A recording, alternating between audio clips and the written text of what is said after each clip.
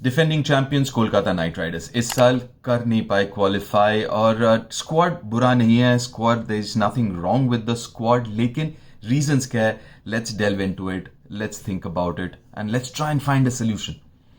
सबसे पहला point and the most important point is the batting. अगर आप बैटिंग को देखें, वहां पे बहुत अच्छे बैटर्स हैं लेकिन बहुत सिमिलर बैटर है। फॉर एग्जाम्पल विकेट कीपर उठा लें, 3 विकेट कीपर आपके पास है, तीनों ओपनर हैं। चाहे वो गुरबाज कह लीजिए, क्विंटन डीकॉक कह लीजिए, या लवनीत सिसोदिया कह लीजिए, वो भी ओपनर है। तो 3 कीपर, तीनों ओपनर। ठीक है, आपने वो मान लिया।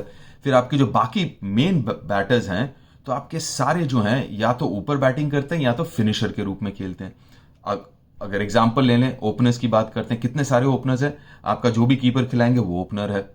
आप सुनील नारायण को ओपन नहीं कराएंगे तो पीछे उनका एज अ बैटर कोई वैल्यू है नहीं, तो उनके बैटिंग को अगर इस्तेमाल करना है तो you have to open with him. Ajinkya Rahane top order batter. आपके अगर अंकुरिश को देखें, वो टॉप ऑर्डर बैटर। वेंकी, जिनके ऊपर आपने इतना मेहनत किया है, खर्चा किया है, इन्वेस्ट किया है, he is a top order batter.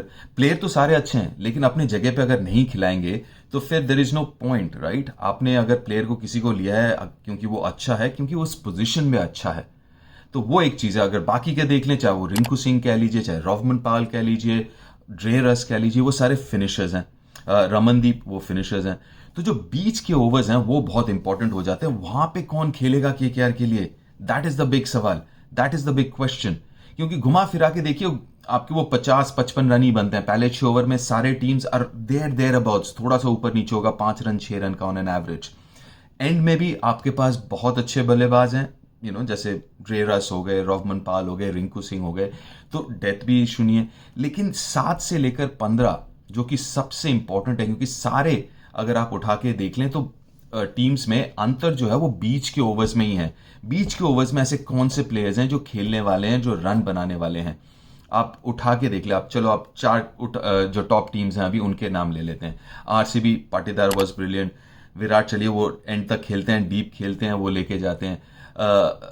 फिर अगर पंजाब की तरफ करें तो श्रेयस है वहां पे।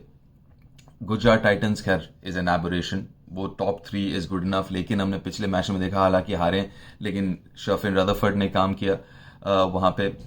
सो हर एक टीम में यू हैव समबडी जो 7 से लेकर 15 तक खेलने की काबिलियत रखते हैं, और जो बेटर खेलेगा 7 से 15 या 7 से 16, मेरे हिसाब से आर गोइंग टू विन और गो एंड डू वेल। तो कहीं वहां पे थोड़ा सा नजर डालना जरूरी है as far as Kolkata Knight Riders concern. Middle orders और मिडिल के ओवर्स कौन खेलने वाले हैं, तो बहुत सारे जो सिमिलर प्लेयर्स हैं, उनके बारे में थोड़ा सा सोचना होगा। बॉलिंग की बात करें, देखिए स्पिन बॉलिंग अगर कहे, spin I think they got one of the best spin bowling attack. Sunil Narine, Varun Chakravarthy, no two ways about it. I mean जिस तरीके से उन दोनों ने गेंदबाजी किया, 8 ओवर तो आपके वो बैंक हो गए।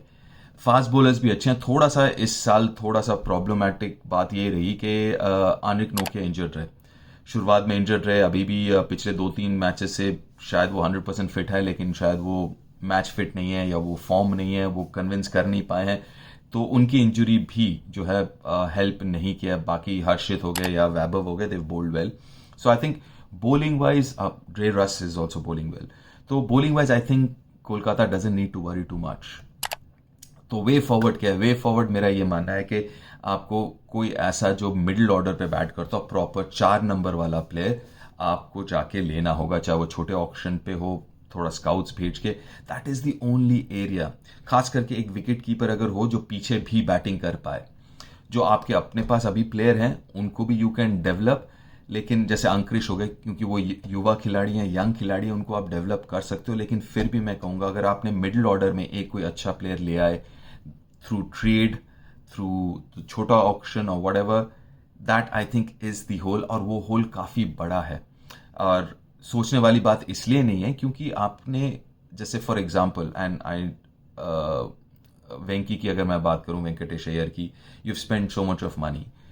Again, it's not about the money bit. It's about what is Venkatesh Iyengar's best position. मेरा मानना है top order, right? So you can always release him and buy him back, and he will do a job. इसमें कोई दो राय नहीं है। और जैसे आप वो करेंगे, एक आपका बड़ा पर्स जो है वो आपके पास अवेलेबल हो जाएगा, ऐसा मेरा मानना है।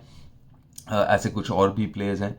तो मेरे ख्याल से squad is not an issue, बस एक ही जो होल है और वो मेरे ख्याल से पूरे सीजन में तंग किया है कोलकाता को, कि एक वो शख्स मिडल ऑर्डर में जो बीच के ओवर खेले। And if they sort that out, I think Kolkata should be fine for the next year और नेक्स्ट कपल ऑफ ईयर्स। लेकिन और एक चीज़ है, थोड़ा थोड़ा सा ना धीरे धीरे you have to start thinking about a plan B, क्योंकि बहुत ज़्यादा निर्भर रहते हैं वो एंड्रे रसल, वरुण चक्रवर्ती और सुनील नारायण, खासकर वरुण और सुनील नारायण पे। तो वो जो है वो थोड़ा अभी नहीं, अभी मेरे ख्याल से अभी भी they've got enough cricket left in them, लेकिन धीरे धीरे करके ना एक वो पीछे दिमाग में रखना जरूरी है, may be develop a young bowler और something on those lines. But all in all I think yeah this season थोड़ा सा बारिश के चलते भी they were little unlucky Kolkata, an injury to Nokia. But otherwise, I think it's a good squad. Just handle that middle order. Get one guy जो middle order या middle overs पे bat करता हो, spin अच्छा खेलता हो, and ideally an Indian guy, even overseas would.